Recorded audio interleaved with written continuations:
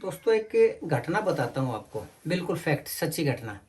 और ये घटना इतनी महत्वपूर्ण है कि अगर ये घटना घट जाती तो न सिर्फ भारत और पाकिस्तान एक ही कैटेगरी में खड़े हो जाते, बल्कि देश का इतिहास भी हमेशा के लिए बदल जाता है। और घटना ये है दोस्तों कि ये लगभग 16-17 जनवरी की रात की बात थी। जनवरी में आपको पता है ठंड कितनी पड़ती है, तो बहुत भयंकर ठंड पड़ रही थी। लोग अपने घरों में रजाइयों में दुबके हुए थे और बिल्कुल सन्नाटा था पूरे देश के अंदर, क्योंकि आधी रात से ज़्यादा का टाइम हो चुका था। तो ठीक उसी रात के अंदर, उस ठिठुरती रात के अंदर हिसार छावनी से, मिलिट्री छावनी से एक मैकेनाइज्ड यूनिट निकली और धीरे धीरे उसका दिल्ली की तरफ कूच कर दिया उसने। और ठीक उसी समय 50 पैरा ब्रिगेड निकली आगरा छावनी से। तो मैं पहले तो ये बता दूं कि इनमें इनकी ताकत क्या होती है। पहले तो जो मैकेनाइज यूनिट है उसमें बताऊं मैं कि उसमें इन्फेंट्री होती है, यानी सैनिक होते हैं, आर्मी सेट की सेना के जवान होते हैं। और उसके अंदर AFV होते हैं, IFV होते हैं, यानी इन्फेंट्री फाइटिंग व्हीकल, यानी बख्तरबंद गाड़ियाँ, टैंक यूनिट। उस टैंक यूनिट के अंदर T-90 और अर्जुन टैंक थे। और उसके अंदर जो आर्टिलरी थी, और उसके अंदर एयर डिफेंस सिस्टम था, और गोला बारूद था, सेल्फ प्रोपेल गन थी, मोर्टार थे, लॉन्चर थे, और हर वो चीज़ थी जो कि एक युद्ध लड़ने के लिए ज़रूरी होती है। और इतनी बड़ी उसमें वो थी कि वो मैकेनाइज यूनिट, जिसमें मेडिकल यूनिट भी थी, इंजीनियरिंग यूनिट भी थी, और स्काउट टीम भी थी, हर तरह की तैयारी के साथ चल के ना वो हिसार से निकली दिल्ली की तरफ। और जो मैंने बताया कि आगरा छावनी से जो 50 पैरा ब्रिगेड निकली, तो एक पैरा ब्रिगेड के अंदर होते हैं 3 से 5 हजार जवान। और 50 पैरा ब्रिगेड का क्या मतलब है, लगभग 1.5 से 2.5 लाख सैनिक। तो अगर इसको राउंड फिगर में बीच में भी लगाएं तो लगभग 2 लाख सैनिक। अब ये देखिए 2 लाख सैनिक होते कितने हैं। और इनका वो भी दिल्ली की तरफ जो कूच किया उसने सर्दी की रात में, तो इनका टारगेट था दिल्ली, और मिशन था मिशन तख्ता पलट भारत सरकार। जी हाँ दोस्तों। तो जैसे जैसे ये दिल्ली की तरफ बढ़ती गई, हमारी जो इंटेलिजेंस है ना, उसको पता चल गया, और इंटेलिजेंस ने फटाफट सरकार को सूचित कर दिया कि देश का तख्ता पलट होने वाला है। तो खबर इतनी वो थी दोस्तों, झटके वाली थी कि एकदम से टांगे काब की भारत सरकार की।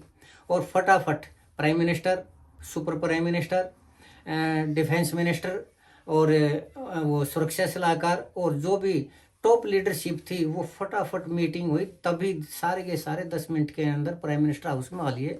और इस इमरजेंसी यूनिट में जब पता चला तो निकाला गया कि इसका समाधान निकालिए जैसा भी है। क्यों? क्योंकि उस यूनिट का, उस मिलिट्री का जो नेतृत्व कर रहे थे वो एक जनरल कर रहे थे। और उस जनरल की और भारत सरकार की मतलब 36 का आंकड़ा हो चुका था, टकराव हो चुका था। तो इस खबर के ऊपर अविश्वास करने का कोई कारण ही नहीं था। तो ठीक सरकार को ये पता था कि उसको वो मांगे क्या है, उसकी टकराव किस चीज़ के ऊपर है। तो फटाफट जनरल से बात की गई, उसकी जो भी मांगे थी उन मांगों को माना गया। उनको आश्वासन दिया गया कि जैसे तुम कहोगे ऐसे ही करेंगे। और किसी भी तरह मैनेज करके ने उनको वापस किया। और फिर वो रास्ते में से वो जो 2 लाख सैनिक और वो मैकेनाइज यूनिट दिल्ली की तरफ से वापस अपनी जगह के ऊपर लौट गई दोस्तों। तो ये ऐसी खबर थी दोस्तों कि जो पूरे देश को नहीं पता, कुछ ही लोगों को पता है। और अगर ये घटना घट जाती तो ये देखिए कि क्या होता, देश के अंदर मिलिट्री शासन, पहला मिलिट्री शासन लागू होता।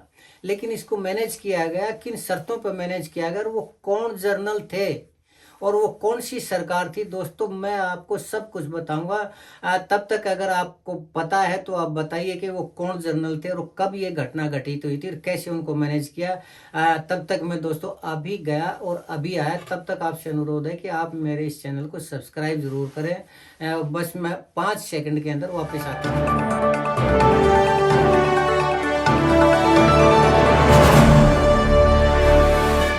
दोस्तों नमस्कार। दोस्तों मैं सतवीर सिंह अपने यूट्यूब के भारत लिंक ग्लोबल चैनल पर लंदन से आपका स्वागत करता हूं। दोस्तों एक के पूर्व थल सेनाध्यक्ष हैं जनरल मनोज मुकुंद नरवणे। तो जनरल नरवणे जी ने अपनी आत्मकथा लिखी है, उसमें किताब है, और वो अभी छपी नहीं है, अभी वो उसके अंदर है, प्रोसेस के अंदर है छपने के लिए। यानी पब्लिशर के पास गई है, लेकिन उसके कुछ पेज हैं वो लीक हो चुके हैं और लीक होते ही उसमें बवाल मचा हुआ है, खासकर विपक्ष और सत्ता पक्ष के अंदर। और विपक्ष उनको जो पेज लीक हुए हैं उसके आधार पर सरकार को घेरने की वो करने लग रहा है। और सरकार ये कह रही है कि अभी किताब छपी ही नहीं है तो आप क्यों शोर मचा रहे हैं। लेकिन जितने भी पेज लीक हुए हैं उसी के आधार पर सरकार है वो डरी हुई है उस चीज़ से कि इसका जनता का जो है वो पता नहीं क्या रिस्पॉन्स होगा। और हालांकि ये कह रही है सरकार कि इसको रिव्यू के लिए रखा गया है और इसके ऊपर बैन नहीं लगा है कोई। तो पहला सवाल तो ये है दोस्तों कि क्या सरकार ऐसे रिव्यू के लिए सरकार रोक सकती है किसी पब्लिकेशन के? तो इसका जवाब है हाँ, रोक सकती है। और खासकर जो सेना के अधिकारी हैं या सेना के कर्मचारी हैं, अगर वो कोई किताब, खासकर सेना के जो बड़े पदों के ऊपर अगर वो कोई किताब लिखते हैं तो उसके लिए वो जरूरी है कि सरकार की परमिशन ले, सरकार उनको रिव्यू कर सकती है। और इसका कारण ये है कि कहीं उसमें देश की जो जानकारी है, सेंसिटिव जानकारी कहीं वो तो नहीं है, या फिर कोई ऐसे दुश्मन देश के खिलाफ तो के पक्ष में तो ऐसा नहीं जा रहा कुछ, या फिर सरकार की जो विदेश नीति है उसके ऊपर, या और सरकार की जो जरूरी चीज़ें जो सरकार ही करना चाहती है, क्या उनके खिलाफ तो कोई वो नहीं है, या किसी चीज़ को ओपन तो नहीं किया गया है जिससे कि विदेशों के अंदर भारत की छवि का नुकसान हो। तो इसके आधार पर सरकार है किसी भी पूर्व अधिकारी की, सैनिक अधिकारी की, या जो वर्तमान में उसकी भी अगर कोई किताब है तो रिव्यू के लिए उसको रोक सकती है। और जब तक कि उसका रिव्यू नहीं हो जाए और सरकार से हरी झंडी नहीं मिल जाए तब तक वो नहीं छपती। और जनरल मनोज मुकुंद नरवणे जी हैं, उन्होंने अपनी आत्मकथा लिखी है जिसका नाम है 4 स्टार ऑफ डेस्टिनी। तो इसके अंदर कुछ सेंसिटिव जानकारी और ऐसी जानकारी है जिससे, हालांकि गोपनीय बातें नहीं है इसमें, लेकिन वो सरकार के खिलाफ वो बातें जा सकती है, सरकार की नीति के खिलाफ वो बातें जा सकती है और वास्तव में सरकार की जो छवि है वो उससे खराब हो सकती है। तो उसी चीज़ के लिए रोक रखा है। तो आज हम थोड़ी सी चर्चा करना चाहेंगे कि ऐसी वो कौन सी बातें हैं जिनके ऊपर विवाद और सरकार जिससे डरी हुई है, सरकार उसको बैन की हुई है, यानी अभी तक उसको परमिशन नहीं दी। तो इस मामले में मनोज मुकुंद नरवणे जी का जो कथन है वो भी मैंने पढ़ा। उन्होंने कहा कि देखो मेरा काम था किताब छापना और मैंने जो कहना था वो कह दिया, या और ये कह के वो थोड़ा हम मुस्कुराए। तो इसका तात्पर्य ये है कि किताब के अंदर कुछ ना कुछ तो ऐसा भयंकर है कि जिससे सरकार, वर्तमान सरकार यानी मोदी सरकार डरी हुई है।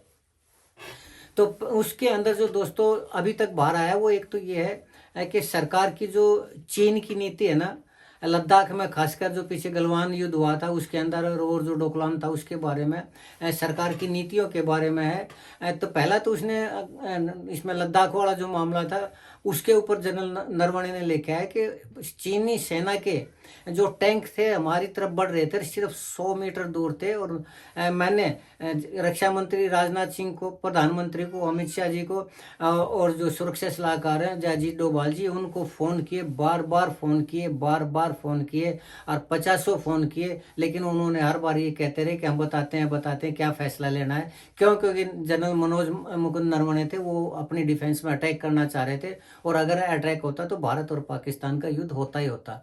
तो जनरल मनोज मुकुंद नरवणे जी हैं, उनको भारत सरकार की तरफ से कोई भी जवाब नहीं मिला। लास्ट में 10 बजे उनके पास राजनाथ सिंह जी का फोन गया और उन्होंने कहा कि प्रधानमंत्री जी ये कह रहे हैं जो आपको ठीक लगे वो करिए आप। तो इसके ऊपर मनोज नरवणे जी ने लिखा है कि सरकार की ये इतनी ढीली नीति की जो कि इमरजेंसी में भी कोई फैसला नहीं ले सकती, और इमरजेंसी में भी न सरकार के पास कोई हथियार का वो न और कुछ, न सरकार ने इतना बंदोबस्त किया हुआ था, न ही हमें क्या करना चाहिए, फौज को क्या करना चाहिए, न कोई इस तरह का दिशा निर्देश दिया। ये उनकी किताब के अंदर जो लीक हुआ है उसमें है। और दूसरा फिर उस किताब के अंदर ये है दोस्तों कि सरकार की जो नीति है ना, पहली बात तो वो कोई भी कार्य नीति है या हथियार खरीद का मामला या सेना से संबंधित कोई भी मामला, तो सेना की राय को उसमें शामिल नहीं करती सरकार, बहुत नाम मात्र के लिए वो करते हैं। और अगर कोई सैन्य अधिकारी या जनरल या मिलिट्री अगर कोई सलाह देती भी है तो उस सलाह को नहीं सुना जाता, और सरकार अपनी मर्जी से हथियार खरीदती है। किस देश से खरीदने हैं, किस कंपनी से खरीदने हैं, इसमें भारतीय सेना का कोई भी रोल नहीं है, और उसमें नाम मात्र की उसकी सलाह है वो नाम मात्र की मानी जाती है, जबकि सारे के सारे फैसले सरकार की तरफ से लिए जाते हैं। और जो लद्दाख के बारे में उन्होंने लिखा है कि लद्दाख के बारे में जो सरकार पब्लिक को बता रही है उससे बहुत ज़्यादा भयानक और जटिल परिस्थितियां हैं, और सेना को किन किन परिस्थितियों का सामना करना पड़ रहा है ये सरकार नहीं बताती, और उसमें जितनी सेना को मदद चाहिए उतनी मदद भी नहीं देती। ये उस किताब के अंदर है दोस्तों, और इसी जानकारी के कारण सरकार की छवि खराब होने का पूरा पूरा वो है चांस है। दूसरा फिर जो ये अग्निपथ योजना है, जनरल नरवणे जी ने अग्निपथ योजना के बारे में भी लिखा है कि अग्निपथ योजना सरकार की योजना है, ये मिलिट्री की योजना नहीं है, और लास्ट मोमेंट के ऊपर जब वो लागू करनी थी तो सेना के ऊपर उसको थोप दिया गया, ये कह के कि हम इसको लागू कर रहे हैं। सरकार ने यानी सेना ने उसके ऊपर कोई भी सलाह मशवरा नहीं किया, क्या उसके नुकसान होंगे, क्या उसके फायदे होंगे, और क्या ये जरूरी है देश के लिए या नहीं जरूरी है, सेना से नहीं पूछा गया। और इस चीज़ का बारे में उन्होंने लिखा है कि ये फायदेमंद है या नुकसानदायक है अग्निपथ योजना, ये भी उसके बारे में लिखा गया। तो दोस्तों ये अपवाद हैं, ये एक ऐसी कंट्रोवर्सी है जो भारत सरकार के और जनरल नरवणे के बीच में टकराव और सरकार की छवि, जैसे ही किताब छपेगी सरकार की छवि का उसके अंदर नुकसान होने की संभावना है। तो इस कारण सरकार डरी हुई है और उसको भारत सरकार यानी मोदी सरकार छपने की इजाज़त नहीं दे रही। लेकिन दोस्तों ये है कि क्या ये इस तरह का विवाद है ये पहली बार हुआ है? नहीं, कई ऐसे जर्नल हैं जिनका विवाद इस तरह का होता रहा है, उन्होंने किताब लिखी है और उस किताबों को कईयों को तो बैन भी किया गया, कईयों को रोका गया, और कईयों को अगर नहीं भी रोका गया तो उनकी आलोचना की और उनके ऊपर दंडात्मक कार्रवाई भी हुई किसी इन किताबों के बारे में, छवि सरकार की छवि को खराब करने के उसके बारे में। तो अगर मैं बताऊं तो इसमें एक तो लेफ्टिनेंट जनरल HS पनाग हैं, उन्होंने भी एक किताब लिखी थी। उस किताब में के ऊपर भी सरकार ने बैन लगाने की कोशिश की थी, हालांकि वो बाद में जो है उन्होंने लेख लिखे थे, कई सेना के बारे में लेख लिखे थे और कंट्रोवर्शियल उनकी स्टेटमेंट थी, कुछ किताबें भी लिखी थी। उन किताबों के बारे में भी उनके ऊपर काफ़ी प्रेशर था, काफ़ी दबाव था, और उसका सरकार का ये था कि इससे सेना की छवि है वो खराब होगी, इसलिए उस किताब को और उनको लेखों को आलोचना की सरकार ने। एक थे SP त्यागी, एयर चीफ मार्शल SP त्यागी, उन्होंने भी रक्षा सौदों के ऊपर भ्रष्टाचार को जागृत किया था अपनी किताब के अंदर, और उससे भारत सरकार है वो बहुत नाराज हुई थी कि कैसे भ्रष्टाचार को उन्होंने अपनी किताब के अंदर दे दिया। हालांकि जो जनरल नरवणे हैं, मुकुंद नरवणे जी हैं, उन्होंने इससे पहले किताब और लिखी थी, इसमें उसका किताब का नाम था कंटेनमेंट कॉन्स्पिरेसी। तो उस किताब के अंदर भी उन्होंने सेना के अंदर जो भ्रष्टाचार है उस भ्रष्टाचार को उजागर किया था कि सेना में कितना भयानक भ्रष्टाचार है। हालांकि वो किताब थी एक काल्पनिक कहानी के आधार पर उन्होंने लिखी थी, लेकिन सेना के अंदर कहाँ कहाँ भ्रष्टाचार है ये उसको उजागर किया गया था, और जो उसके अंदर भी सरकार की छवि का था वो नुकसान होने का था, लेकिन वो कहानी एक काल्पनिक थी इसलिए उसका ज़्यादा वो नहीं किया गया। खासकर जो गलवान घाटी में युद्ध हुआ उसके बारे में भी जनरल नरवणे ने काफ़ी कुछ सरकार की नीतियों के बारे में बताया कि सरकार की यहाँ नीति है, और ये किताब जिस दिन भी छपेगी उस दिन जरूर मोदी जी की छवि के ऊपर उसका प्रभाव पड़ेगा ही पड़ेगा। हालांकि इस चीज को कवर करते हुए सलमान खान की एक फिल्म आई है द बैटल ऑफ गलवान, उसमें मोदी जी की छवि को एक हीरो के रूप में दिखाया गया, लेकिन जो जनरल नरवणे की किताब है उसमें उन्होंने आलोचना की है भारत सरकार की। तो इसके अलावा जो मैंने कहा कि और भी ऐसे जनरल रहे हैं दोस्तों जिनके ऊपर काफी विवाद रहे हैं, तो उनमें सबसे जो प्रमुख विवाद रहा है वो जनरल VK सिंह जी के ऊपर हुआ। वो जो घटना मैंने बताई थी वो जनरल VK सिंह की घटना थी, और उस टाइम जनरल VK सिंह का और सरकार का 36 का आंकड़ा चला हुआ था।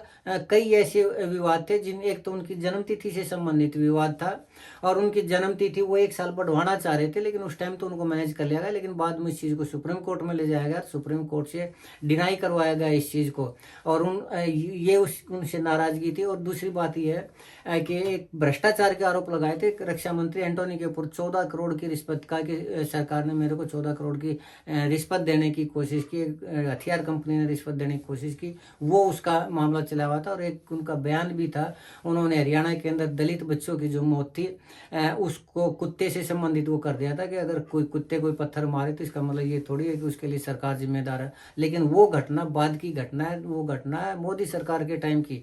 क्यों?